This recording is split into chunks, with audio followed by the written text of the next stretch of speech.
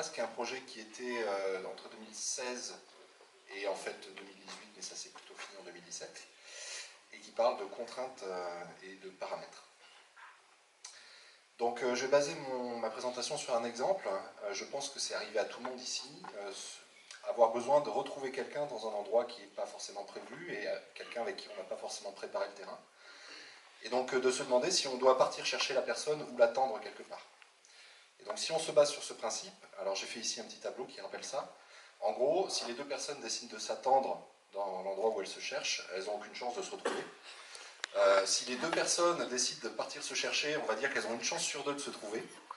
Et si une personne attend et que l'autre la cherche, on va partir sur le principe qu'ils vont forcément se trouver avec probabilité 1. Donc la question c'est, est-ce qu'on peut faire mieux que ça? Est-ce que si les deux personnes n'ont pas pu communiquer, on est capable de garantir qu'elles vont se retrouver avec une probabilité meilleure que 1,5, qui est la meilleure probabilité si les deux personnes cherchent l'autre personne activement.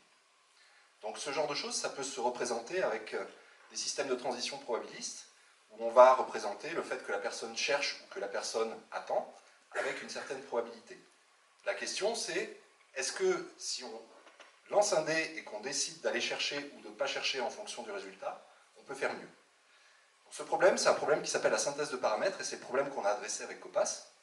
Et donc vous voyez en haut ici un système de transition qui représente ce problème, dans lequel on a mis des variables qui représentent les paramètres qu'on a mis dans notre système, c'est-à-dire je lance un dé et en fonction de la réponse du dé, je vais décider d'aller chercher ou pas.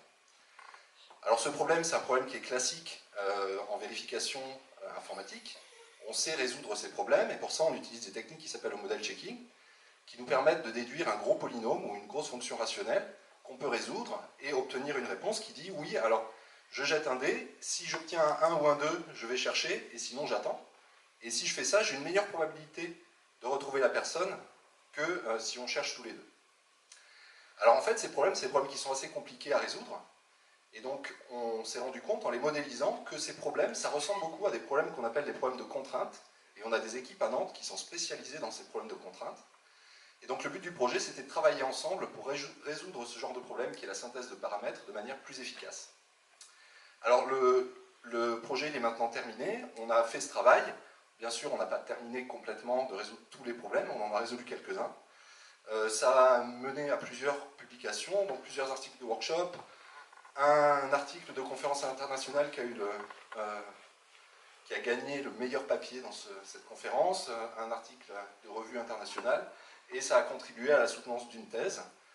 Ces travaux, ils ont été menés donc conjointement entre mon équipe, une équipe plutôt de l'école centrale, qui est l'équipe système temps réel, et une équipe de contraintes. Voilà. Et je vais m'arrêter là.